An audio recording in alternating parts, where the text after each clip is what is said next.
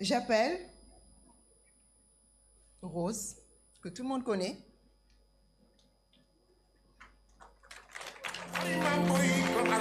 Pouvoir parler au nom des syndicats.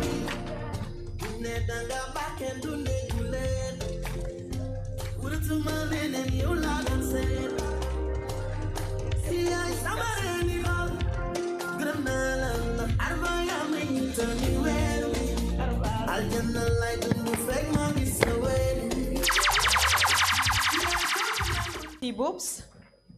Bonjour à tous. Permettez-moi avant tout propos que nous puissions rendre grâce à Dieu qui nous permet d'être réunis en cet après-midi, en présentiel mais aussi en ligne, pour sacrifier à nos traditionnels échanges de vœux pour la nouvelle année. Cette année précédente nous a particulièrement ébranlés avec la disparition de collègues actifs comme retraités, chers en nos cœurs. Des membres de nos familles, des amis, des connaissances. Que la miséricorde et la lumière du Très-Haut soient sur eux. Nous pensons également à tous nos collègues et proches actuellement éprouvés par la maladie, le deuil, les difficultés quelles qu'elles soient. Que la grâce du Seigneur les relève et les restaure. Je vous inviterai donc, si vous le permettez, à nous lever pour une minute de silence et prier pour le repos de l'âme de tous nos défunts.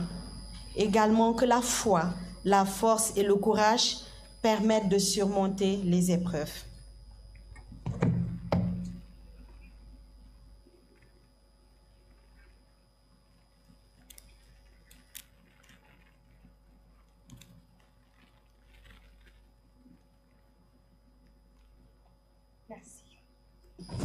Merci.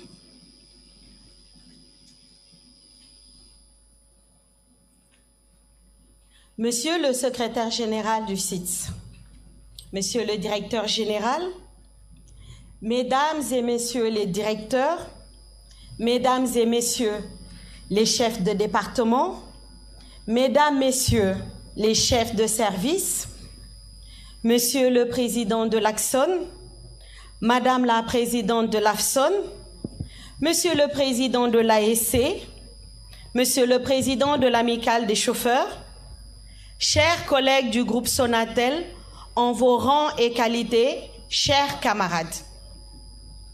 Une année vient de s'écouler, une nouvelle commence.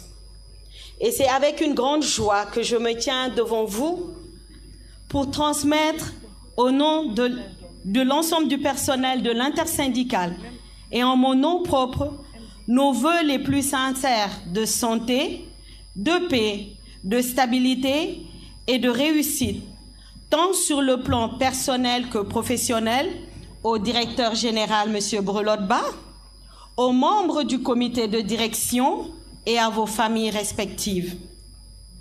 Cette cérémonie est un moment privilégié, un temps de bilan, mais surtout de projection vers l'avenir.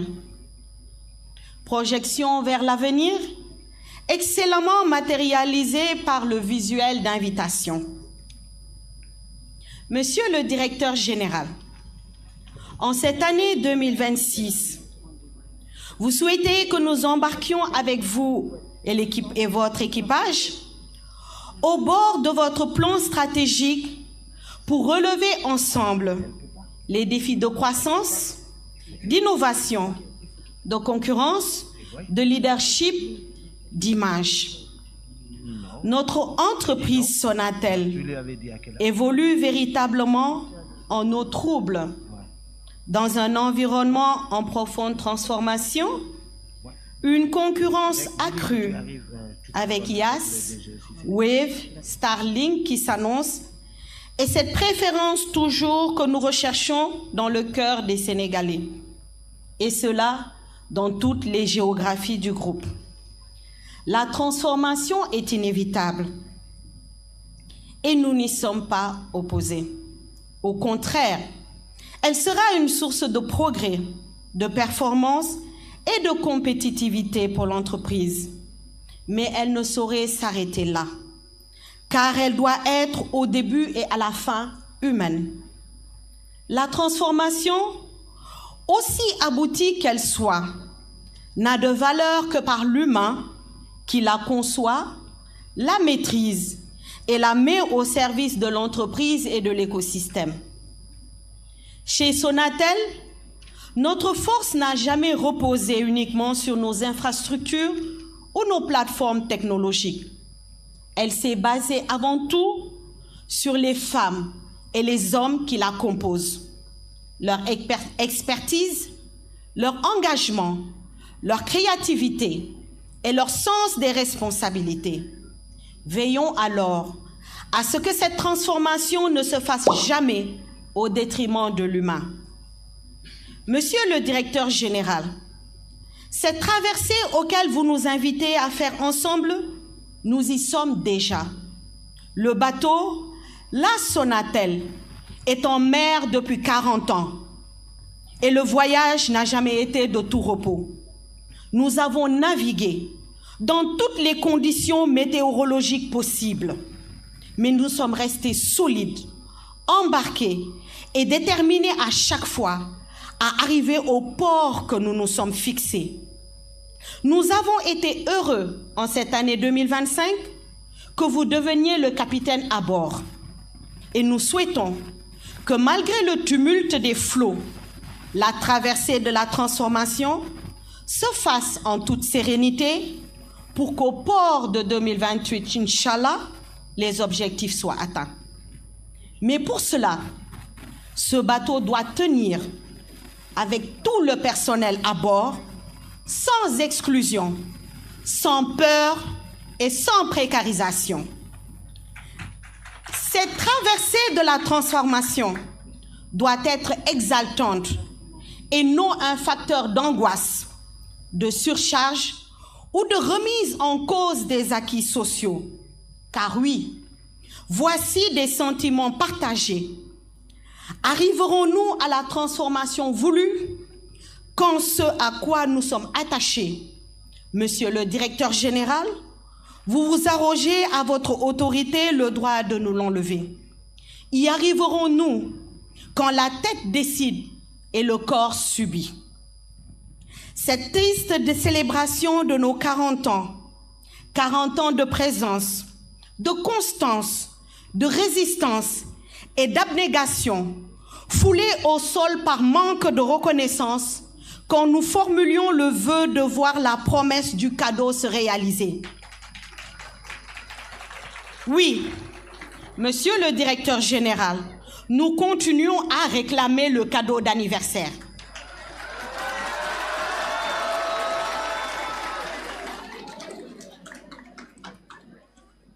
Parce que vous doutez de notre engagement, vous avez unilatéralement décidé de suspendre le télétravail et le flex-place. Et je dis bien unilatéralement, car malgré tous nos échanges pour maintenir ces dispositifs qui permettent aux travailleurs une meilleure productivité, vous avez décidé. Monsieur le directeur général, nous réclamons le retour du télétravail et du flex-place et travaillons ensemble à les améliorer.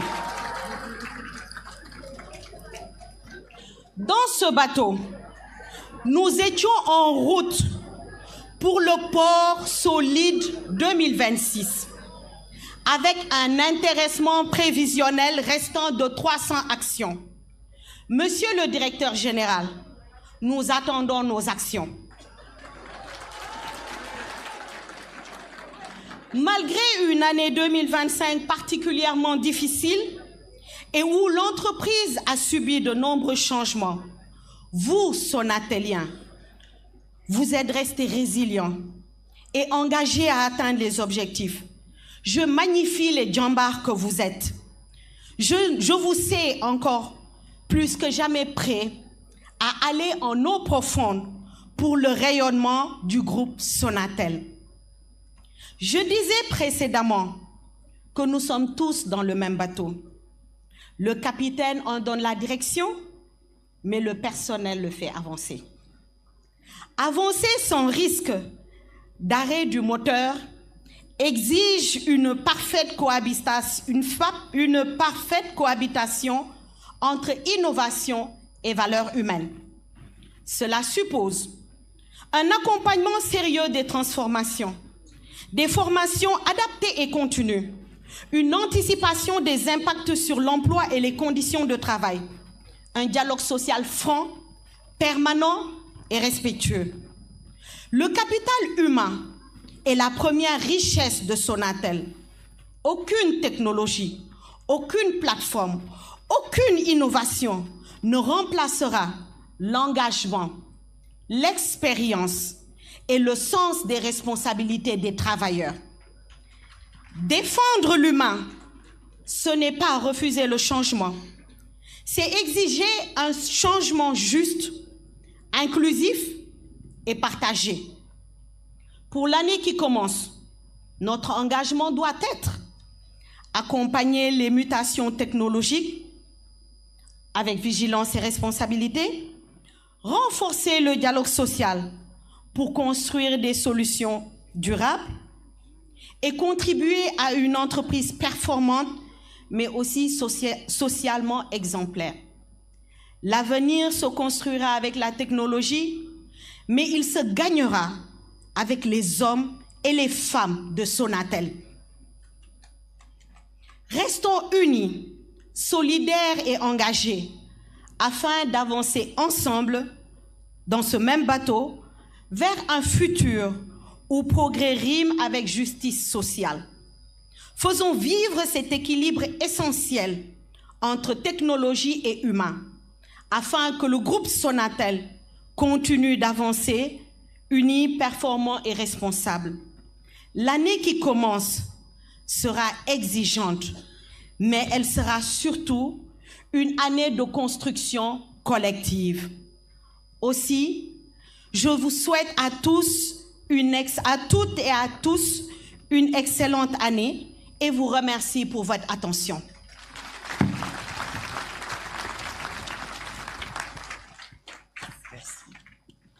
Merci pour ces mots combien aimables, mais aussi ces ententes et échanges cordiaux et ces exigences de l'intersyndicale qu'on applaudit, s'il vous plaît, mesdames, messieurs. Merci à Madame Marie-Rose Diouf Balakoun.